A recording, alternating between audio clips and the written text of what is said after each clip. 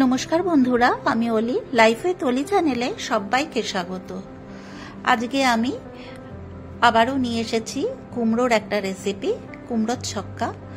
এটি সাবেকি একটি রান্না, অনেকেই জানেন, খুবই ভালো বানাতে। কিন্তু আমি কিভাবে করছি সেটাই আমি আজ আপনাদের সঙ্গে শেয়ার করছি। এই যে দেখুন, আমাদের বাড়িতে কুমড়ো গাছ হয়েছে। আমি বীজ ফেলেছিলাম, সেখান থেকে কুমড়ো গাছটা হয়েছে। তো আমি কুমড়োটা গাছ থেকে পেড়ে নেব, নিয়ে যেহেতু অনেক বড় কুমড়ো, সবাইকে ভাগ করে দেব, দিয়ে তারপরে আমি আমাদের ভাগেরটা নিয়ে কুমড়োর ছক্কা রেসিপিটা বানাবো। তো আমি আপনাদের সঙ্গে তাই শেয়ার করব। তো আরেকটা লিলি ফুল হয়েছে দেখুন আমার জায়ের বাড়িতে। তো লিলি ফুলটা খুব সুন্দর, সেজন্য আমি আপনাদের সঙ্গে শেয়ার করে নিলাম। এই যে দেখুন, কুমড়োটা আমি পেড়ে নিয়ে এসেছি, ঘরে টেবিলে রেখেছি। তো আমার যা কুমড়োটা, এত বড় কুমড়োটা আমাকে কাটতে হবে, তো কেটে ভাগ করতে হবে সবাইকে দেওয়ার জন্য। সেই কারণেই আমি ছুরি নিয়ে কাটতে বসে গেলাম। তো দেখুন আমি কাটছি, কুমড়োর ভেতরটা কিরকম হবে দেখুন। আপনারা আমার সাথে থাকুন আর দেখুন। আমি কোনোদিন কুমড়ো এরকম গোটা কাটিনি, আজই আমি ফার্স্ট টাইম কাটলাম। তো আমার খুবই অসুবিধা হচ্ছিল, ছুরিটা অত বেশি বড় ছিল না, ছোট ছুরি ছিল, ঘরোয়া ছুরি যেটা দিয়ে আমি সবজি কাটি। তো সেটা দিয়েই আমি কেটে ফেললাম।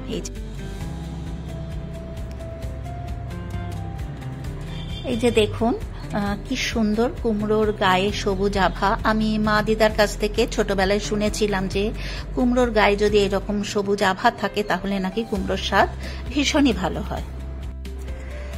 তারপরে রাত্রিবেলায় চলে এলাম, অবশেষে বৃষ্টির দেখা মিলল। তো বৃষ্টিটা দেখে আমার ভীষণ আনন্দ হচ্ছিল, এত গরম এত গরম। তো রাত্রিবেলায় যখন বৃষ্টিটা এলো, আমি একটু ভিডিও ক্যাপচার করলাম। আর আমার পুরনো দিনের একটা গানের কথা খুব মনে পড়লো, আমার খুবই প্রিয় একটি গান। তো আমার ইচ্ছে হলো গাইবার, সেই জন্য আমি গাইলাম।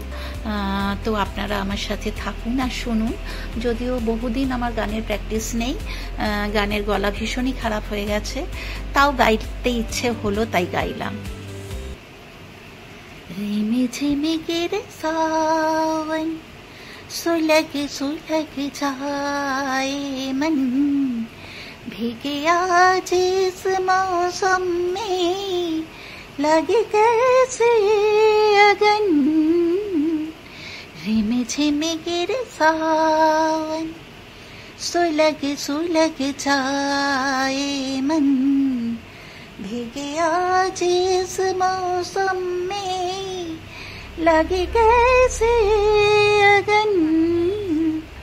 रिम झिम गिरे सावन। जब घुंघरूं से बजती है बूंदे, अरे माँ हमारे पलके न मूंदे। जब घुंघरूं से बजती है बूंदे, अरे माँ हमारे पलके न मूंदे। ऐसे वैसे कई लगन सुलग सुलग जामे मन, भीगे आज इस मौसम में लगे कैसे अगन। रिम झिम गिरे सावन।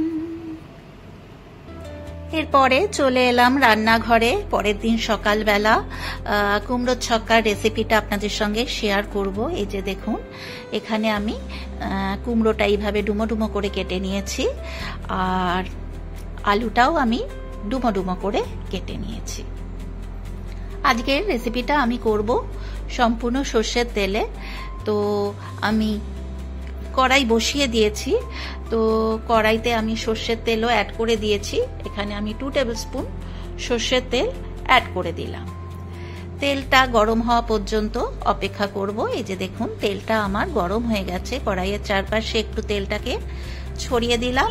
এরপর আমি ডুমো করে কেটে রাখা আলুটা ফ্রাই করে নেব। আলুটাকে অ্যাড করে দিলাম। তো মিনিট 4-5 সময় ধরে আমি আলুটাকে ফ্রাই করে নেব।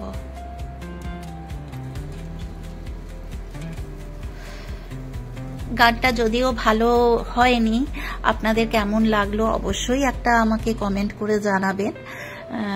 আমি জানি যদিও যে খুব একটা ভালো হয়নি, কারণ যেহেতু প্র্যাকটিস নেই, প্র্যাকটিসের অভাব, সেই কারণেই। যাই হোক, আপনাদের কেমন লাগলো জানাবেন। তো আমি আলুটাকে ফ্রাই করে নিচ্ছি। ওতে আমি স্বাদ মতন হলুদ দিয়ে দিয়েছি। হলুদটা দিয়ে আমি ফ্রাই করে নিচ্ছি।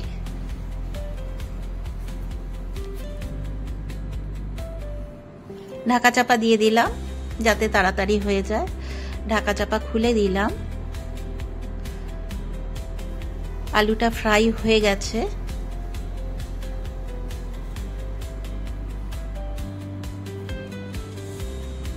এরপর ওর মধ্যেই আমি কুমড়োগুলো অ্যাড করে দিলাম। একই সাথে আলু কুমড়ো আমি ফ্রাই করে নেব। আপনারা চাইলে আলাদা আলাদা করেও ভেজে করতে পারেন। আমি আলাদা করে ভেজে করিনি। আলাদা আলাদা করে ভেজে করলে কিন্তু তেলের পরিমাণটা একটু বেশি লাগে।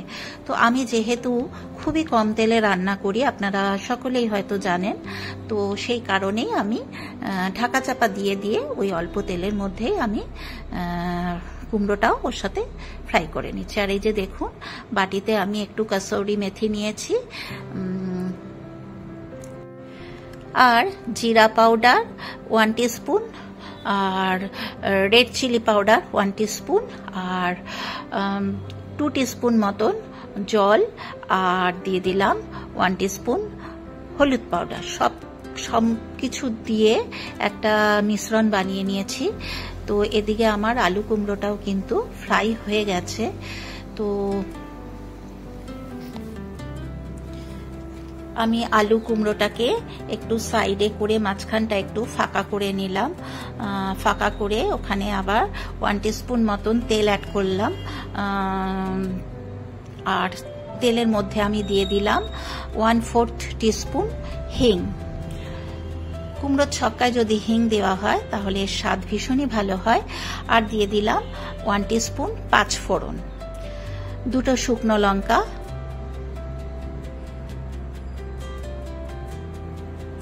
সবকিছু দিয়ে ফোড়নটাকে একটু মাঝখানে 15 থেকে 20 সেকেন্ড ফ্রাই করে নিয়েছি। তারপর যে গুঁড়ো মশলার পেস্টটা আমি বানিয়েছি সেটাকেও ওর মধ্যে অ্যাড করে দিলাম।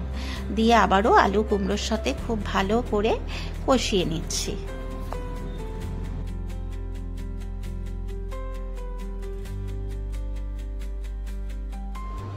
তো আমার মশলাটা কষানো হয়ে গেছে। তো মশলার বাটিটা ধুয়ে আবারও খানিকটা জল অ্যাড করে দিলাম যাতে গুঁড়ো মশলাগুলো কড়াইতে লেগে পুড়ে না যায়। তো এখানে দেখুন আমি ছোলা ভিজিয়ে রেখেছিলাম তো আগের দিন। তো কুমড়োর ছক্কাতে ছোলা দিলে প্রত্যেকেই জানেন যে ভীষণই ভালো হয়, সেই কারণে আমিও দিয়ে দিলাম। আর আপনাদের কাছে যদি নারকেল কোড়া থাকে নারকেল কোড়াও দিতে পারেন। তো আমার কাছে নারকেল কোড়া আর ছিল না, সেই কারণে আমি নারকেল কোড়াটা দিতে পারিনি। তবে আমি নারকেল কোড়া দিই। নারকেল কোড়া দিলে কিন্তু এর স্বাদ আরো বেশি ভালো হয় বলে আমার মনে হয়। তো আপনাদের কাছে যদি নারকেল কোড়া থাকে অবশ্যই নারকেল কোড়াটা অ্যাড করবেন। এই যে দিয়ে দিলাম কাঁচা লঙ্কা চিড়ে 3-4টে। একটু বেশ ঝাল ঝাল মিষ্টি মিষ্টি হবে, তাহলে কিন্তু এর স্বাদ বেশি ভালো হবে। এই যে দেখুন কুমড়োর তরকারি একটু মিষ্টি হলে ভালো লাগে, সেই জন্য আমি ঝালের পরিমাণ যেমন দিলাম মিষ্টিটাও একটু পরিমাণ বেশি দিয়েছি অন্যান্য তরকারির তুলনায়। তো আপনারা আপনাদের পছন্দ মতন দেবেন। আমার একটু ঝাল মিষ্টি হলেই ভালো লাগে, সেই কারণে আমি ঝাল মিষ্টিটা একটু বেশি দিয়েছি। তো আবারও একটু কষিয়ে নিলাম ঢাকা চাপা দিয়ে। ঢাকা চাপা খুলে দিলাম।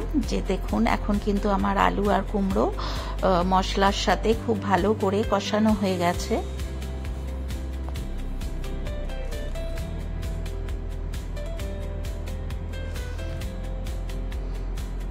এবারে পরিমাণ মতন জল অ্যাড করে দিলাম, যাতে আলু কুমড়ো দুই ভালোভাবে সুসেদ্ধ হয়।